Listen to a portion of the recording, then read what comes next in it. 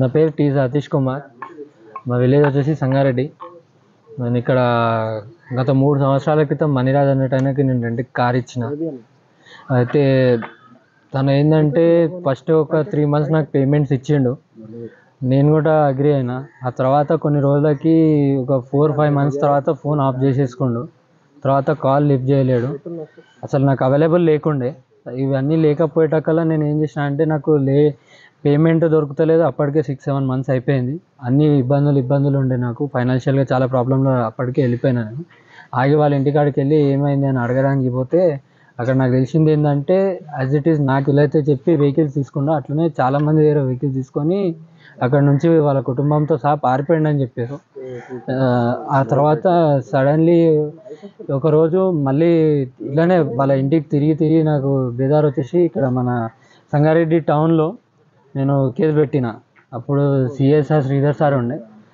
Sir చాలా care తీసుకొని అతన్ని వెతకడానికి చాలా అది చేసి తర్వాత నా వెహికల్స్ గురించి కూడా ఆరా తీసారు. తీసిన తర్వాత అప్పటిదాకా ఎందుకని చెప్పి నాకు నా వెహికల్స్కి జీపీఎస్ ఉండే.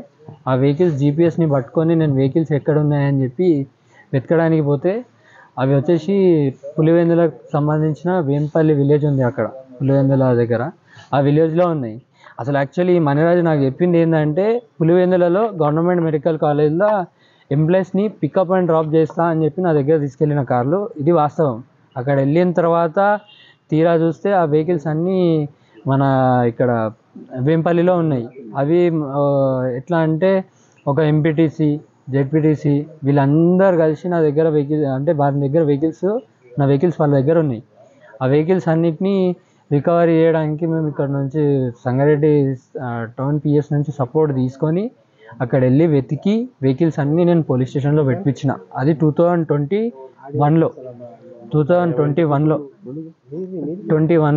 ఆ తర్వాత అక్కడి నుంచి నేను అక్కడ 21లో నేను సార్ వాళ్ళని తీసుకెళ్ళిన తర్వాత వెహికల్స్ తీసుకొచ్చి అక్కడ పెట్టిన తర్వాత మళ్ళీ అక్కడ పోలీస్ వాళ్ళు నాకు సపోర్ట్ చేయలేరు ఆ మూమెంట్లో.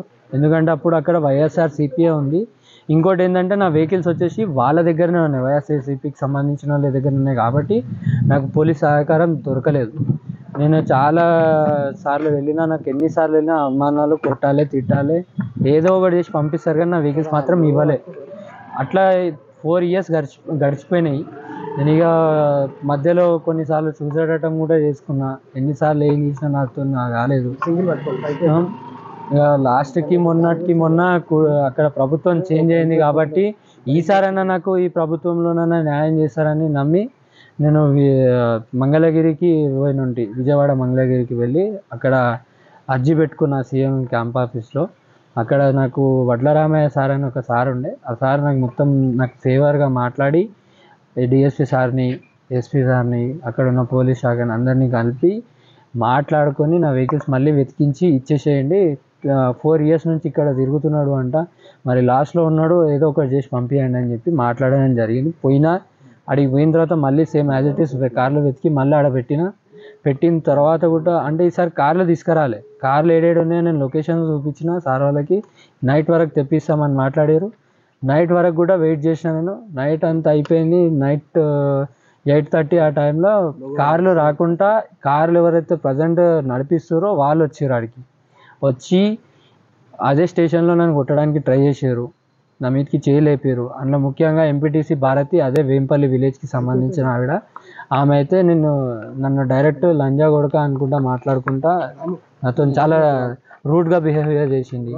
ఈ విషయంలో నేను ఏం చేసిన అంటే ఆ స్టేషన్కి సంబంధించిన ఎస్ఐ సిఐ దగ్గరికి పోయి, సార్ స్టేషన్లో ఉన్నా, నేను బయట లేను, మరి నన్ను ఇట్లా కొట్టడానికి వస్తారు అంటే అప్పుడే సార్ వాళ్ళకి పిలిచి మాట్లాడారు. కానీ నాకు అక్కడ ఉండడం చాలా రిస్క్ అనిపించి మళ్ళీ వాడి నుంచి అక్కడ నుంచి పారిపోయి మళ్ళీ మంగళగిరికి వచ్చి మళ్ళీ సార్ ఇది జరిగిందని చెప్పి సార్కి మళ్ళీ నాకు ఎవరైతే హెల్ప్ చేసిన సార్కి మళ్ళీ చేస్తే ఈసారి సార్ ఏమన్నారు, సరే హెల్ప్ చేస్తాము కాబట్టి మీరు ఏం టెన్షన్ తీసుకోకుండా అని చెప్పి మళ్ళీ సేమ్ యాజ్ ఇట్ ఈస్ అందరికీ కాల్ చేసి ఈసారి ఇంకోటి ఏంటంటే నాకు సార్ కొంతమంది దోస్తులు నాకు సంబంధించిన వాళ్ళు, లోకేష్ సార్ ట్విట్టర్లో నీకు జల్దీ రెస్పాన్స్ దొరుకుతుంది, టెన్షన్ తీసుకోకు, ఇన్నిసార్లు ట్రై చేసినావు కదా, ఒక్కసారి ఇది ట్రై చేయని చెప్పి నా ఫ్రెండ్స్ కూడా చెప్పడం జరిగింది. నేను ట్విట్టర్లో కూడా పోస్ట్ చేసిన. చేసిన తర్వాత అక్కడ లోకేష్ సార్ చూసి నాది మొత్తం మ్యాటర్ చదివి దానికి కరెక్ట్ రెస్పాండ్ ఇచ్చి నాకు 30 రోజుల్లో కూటమి ప్రభుత్వం చేసిన హెల్ప్ ఏంటంటే నా కారు నాకు తెచ్చిచ్చేసి నైట్ రిలీజ్ చేసుకొని నేను సంగారెడ్డి టౌన్ పిఎస్కి తీసుకొచ్చి పెట్టుకున్న ప్రజెంట్ అయితే. ఇక్కడ ఇప్పుడు ఏంటంటే ఈ 3 సంవత్సరాలలో నేను చాలా అంటే చాలా ఫైనాన్షియల్గా ప్రాబ్లమ్స్లలో ఇరుక్కపోయినా. దగ్గర నాకు ఇప్పుడు 52 లక్షల అప్పు అయిపోయింది. 40 నుంచి 52 లక్షల అప్పు అయింది. ఇప్పుడు ఇవన్నిటికీ కారణము ఆ వైఎస్ఆర్సీపీకి సంబంధించిన వాళ్ళు మాత్రమే. ఇప్పుడు నాకు అప్పులైనవి, నా అప్పులు కట్టడానికి వాళ్ళు వస్తారా, లేకుంటే నా అప్పులతో మాట్లాడడానికి వస్తారా, లేదంటే ఏదో ఒకటి నాకు తెలిసి చెప్పాలని నేను రిక్వెస్ట్ పెడుతున్నా. ఇంకోటి ఏంటంటే నాకు ఇవన్నీ చేసి నేను కూడా ఊహించుకోలేను ఇంత త్వరగా నా కార్లు వస్తాయి అన్న నమ్మకం లేకుండా నేను అడిగిపోయినా. నా నమ్మకాన్ని నిలబెట్టినందుకు తెలుగుదేశం పార్టీ ఆఫీస్ సంబంధించిన రామనగర్ సార్కి, ఇంకా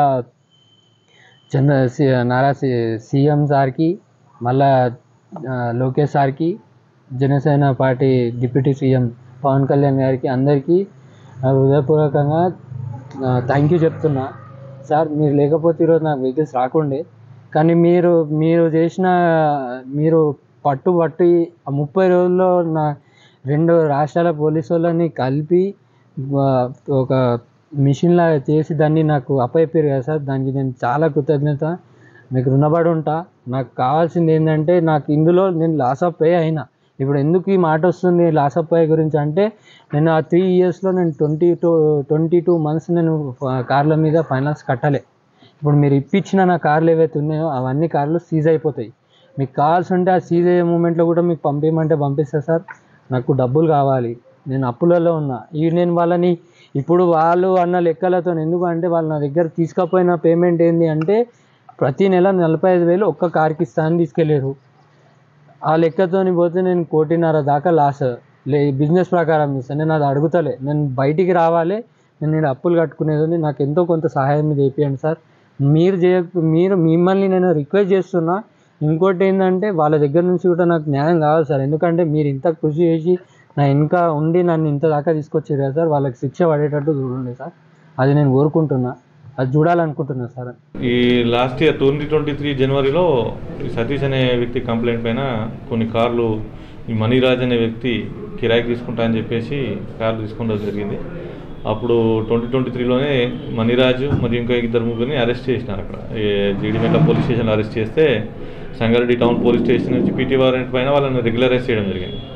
అప్పుడు ఈ కార్లు అనేది కొన్ని రికవరీ కాలేదు. ఈ మధ్యకాలంలో కడప చుట్టుపక్కల కార్లు ఉన్నాయని చెప్పేసి ఇన్ఫర్మేషన్ వస్తే అక్కడ లోకల్ పోలీస్ వాళ్ళ సహాయంతో మా పోలీసు వాళ్ళు పోయి ఆ కార్లు రికవర్ చేసుకొని రావడం జరిగింది. ఆ కార్లను మేము ప్రొసీజర్ ప్రకారం కోర్టులో డిపాజిట్ చేసి కంప్లైంట్కి అందేలా చూస్తాం. మరిన్ని వీడియోస్ కోసం ఛానల్ ని సబ్స్క్రైబ్ చేయండి. లేటెస్ట్ అప్డేట్స్ కోసం వాట్సాప్ ఛానల్ ని ఫాలో అవ్వండి. ఆ లింక్ డిస్క్రిప్షన్ లో ఉంది.